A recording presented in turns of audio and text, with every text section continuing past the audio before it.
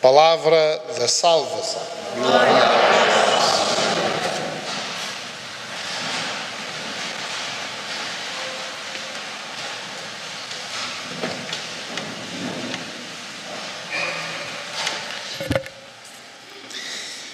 Ouvimos como Jesus responde a esta pergunta, olhando para a imagem de César.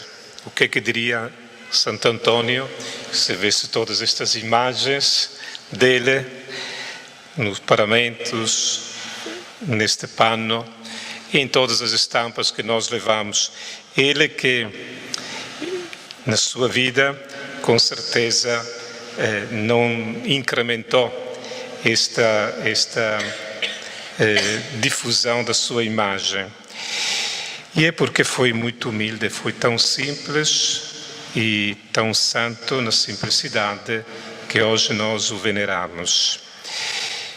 Vamos dar mais um passo na nossa caminhada ao rumo à grande festa de Santo Antônio. E como ele queria, nós nos preparamos ouvindo a palavra de Deus e, sobretudo, olhando como ele viveu o Evangelho, porque é isto que nos serve os santos, aprender a viver o Evangelho, encontrando um exemplo na vida dos santos. Tínhamos deixado ontem Antônio à porta do novo convento, o eremitério de Monte Paulo, para onde foi levado e para formar uma nova comunidade numa serra perdida no centro da Itália, um lugar de escondimento. Quanto tempo terá ficado nesta comunidade, neste lugar, nesta nova casa? Assim, confrontando entre um ano e meio, entre aquele grande capítulo que tinha decidido a formação das comunidades, entre outros assuntos, em Assis, no maio de 1221, e depois um outro grande acontecimento que foi a ordenação de um grupo de padres. Esta ordenação deixou uma marca particular na vida de Santo Antônio, que iremos ver hoje. Antes nos perguntamos como é que vivia Santo Antônio nesta casa, qual foi a experiência que ele viveu nesta comunidade perdida no meio dos montes, das colinas do Apennino.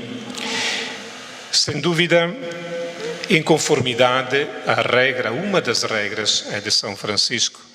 Há uma menos conhecida, que é muito simples, não é uma normativa tão importante, mas que Francisco escreveu para os frades que queriam viver uma experiência eremítica de solidão, de silêncio, de contemplação. Francisco permite também esta experiência, não ao longo de toda a vida, mas para um período, como tempo de retiro.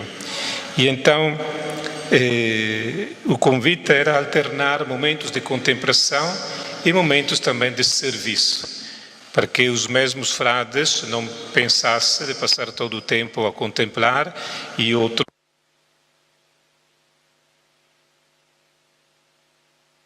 contemplação e um tempo depois também de serviço. E Antônio provavelmente viveu esta alternância entre os momentos de uma vida mais contemplativa e outros de uma vida mais ativa. E quando nós pensamos uma vida ativa naquele contexto, naquela realidade, naqueles 2 anos, Antônio ainda não dava aulas de teologia, não andava a fazer grandes sermões, a pregar. Era a vida da comunidade.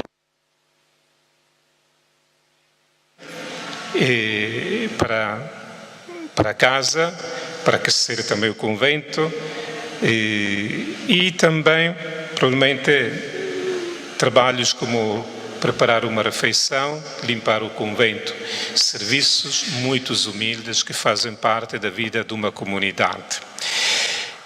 É deste tempo e deste lugar, em Monte Paulo, um outro episódio que podemos narrar e que tem a ver com a sua índole contemplativa, reflexiva e de encontro, intimidade com o Senhor.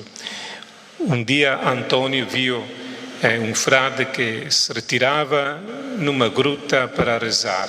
Então teve a ousadia, nós diríamos, teve a lata de lhe pedir em troca este lugar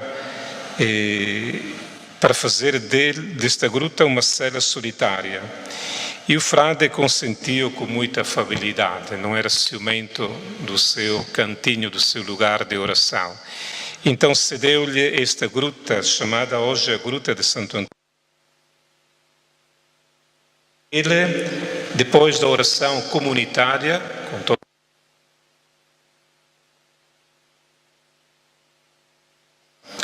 um tempo também de penitência. É interessante aquilo que escreve um dos primeiros biógrafos, geógrafos de Santo Antônio. E é bom também para nós, para entender o que é que significa rezar, ter tempos de silêncio. Hoje é tão difícil encontrar um tempo para parar, para refletir, para ler a Sagrada Escritura. Parece um tempo perdido. Não é tempo perdido. Vamos ouvir aquilo que diz este geógrafo sobre Antônio. Às vezes implorava o eterno juiz, implorando misericórdia. Primeira coisa, pedia misericórdia pelas suas faltas, os seus pecados. Outras se entretinha com ele, com Deus, com a ternura de um filho.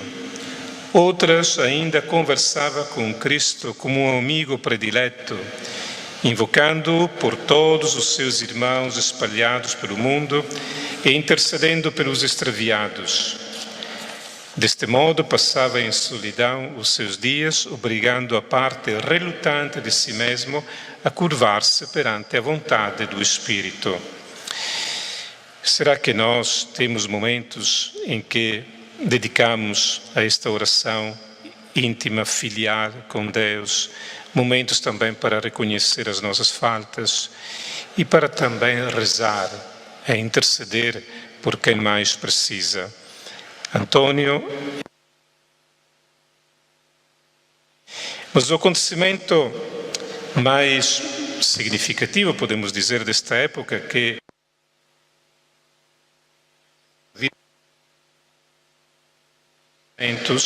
é narrado por outra biografia, a Raimundina, que diz: aconteceu depois de muito tempo. Os lugares se reuniram na cidade de Forli, uma pequena cidade daquela região da Romanha. E reuniram-se por duas razões: receber as ordens sagradas, portanto, alguns iam ser ordenados padres, e logo a seguir participar no iminente capítulo, assembleia de todos os frades. Entre o número dos frades franciscanos, havia também outros, os frades dominicanos. Portanto, estavam presentes todos estes jovens frades franciscanos, dominicanos. Estava também Antônio. O que é que aconteceu nesta circunstância? Era hábito que, antes da ordenação, feita naquele tempo pelo bispo Alberto, o sacerdócio, devia também receber uma última palestra, um último sermão de meditação, de preparação para quanto ia receber. Só que os responsáveis, que deviam ter pensado em tudo, esqueceram-se de falar com o frade para convidá-lo a preparar e a oferecer esta palestra, este sermão. E entre os sacerdotes, dos frades menores ou dos frades pregadores, ninguém estava pronto, ninguém estava preparado. E ninguém queria, porque ninguém queria ter uma figura um bocadinho triste, passar assim por ignorante. Eis então que o superior do eremitério de Monte Paulo se sem dúvida foi ele que informou os responsáveis que no meio deles havia um frade preparado, conhecia a língua oficial daquela época, o latim, e que podia resolver este momento tão embaraçoso, tão complicado. Eis que apresenta Antônio, e Antônio queria esquivar-se, e sobretudo pela humildade que ele tinha, não queria assim pôr-se à frente logo. Mas foi inútil, teve que obedecer ao superior. Então, imaginamos Antônio que sai de meio desta pequena multidão, coloca-se no lugar que lhe tinha indicado e aí tomou a palavra com serenidade e simplicidade. Imaginamos Antônio, no meio aqui, ninguém o conhece e começa a falar sem papéis na mão, coração, inspirado pela palavra que tinha acabado de ser lida, proclamada. Na medida que avançava na meditação, com as suas palavras, assim, cada vez mais quentes, persuasivas, originais e, sobretudo, que penetravam no coração, eis que Antônio revelou os seus conhecimentos bíblicos, a sua profundeza, a sua espiritualidade. A Assembleia dos ouvintes ficou encantada com as palavras de Antônio. Poderíamos dizer transpassada como as palavras de São Pedro na praça de Jerusalém, depois do dom do Espírito Santo. Provavelmente podemos também imaginar a reação dos dominicanos. Terão dito ao superior, ao Frei Graciano, não parece possível aquilo que está a acontecer. Com tanta falta de evangelizadores, de pregadores que temos, vocês tinham relegado, posto num canto, a trabalhar ali em casa, a servir como de empregado de cozinha, uma pessoa tão talentuosa, tão capaz. Então, eis que Antônio volta ao eremitério, depois deste acontecimento que o tornou famoso. Famoso não no sentido de prestígio apenas humano, mas sobretudo de descobrir as capacidades que tinha e a santidade que emanava também das suas palavras, do seu exemplo. E volta ao eremitério para se despedir dos frades e também da sua gruta, onde ele ali alimentava a sua fé, para iniciar uma nova fase da sua vida, pregador itinerante. E devemos imaginar que pregador itinerante naquela época não significava ser vagabundos, peregrinos, como uma pessoa lhe apetecia ir passear e anunciar o Evangelho. Não, era preciso, conforme a regra de São Francisco, ter a autorização, o discernimento dos superiores e também estar em comunhão com a Igreja. Era uma época de tantos movimentos e alguns também pregavam assim contra a Igreja. E Antônio, Francisco, nos ensina um renovamento, uma renovação a partir de dentro da Igreja, renovando a Igreja por dentro, com o anúncio do Evangelho.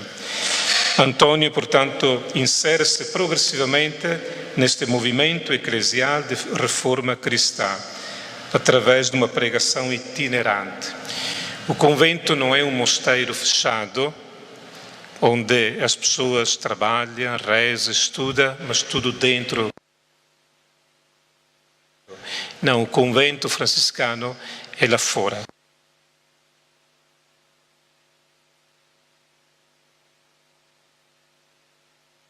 Uma nova experiência, aventura em Santo Antônio de Lisboa. Começa a exercer o ministério da palavra, mergulhando no contexto social daquelas regiões. E conforme as exigências, permanecerá mais algum tempo em algumas localidades, será convidado a pronunciar sermões de reforma nos sínodos, quer dizer, nestes encontros dos bispos, ou também a nível de comunidades eclesiais, nos capítulos dos frades, também a Cúria Papal. Antônio prega a todas as realidades eclesiais, sociais, até os governantes, os estudantes. Tudo isto em constante contato com o povo, partilhando a existência humilde e atormentada das pessoas, intercalando a catequese, podemos dizer, moral, de mudança também dos costumes, da vida. A obra de pacificador, pensamos como interveio também em algumas cidades e famílias, procurando assim a paz. E tornando-se professor de teologia com os confrades, de atendimento nas confissões com o povo de Deus. Como iremos ver nos próximos dias, Antônio tornar-se-á um pregador a todo o campo, douto e popular, orador, eloquente e ao mesmo tempo muito próximo dos mais pobres. Queria concluir esta pequena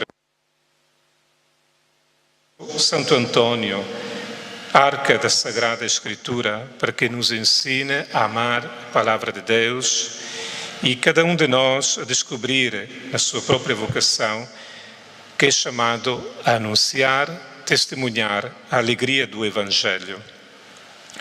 O glorioso Santo Antônio, arca das Sagradas Escrituras, tu que com o olhar sempre fixo no mistério do Pai, do Filho e do Espírito Santo, conformaste a tua vida no louvor da Trindade perfeita e da simples unidade, escuta as nossas súplicas.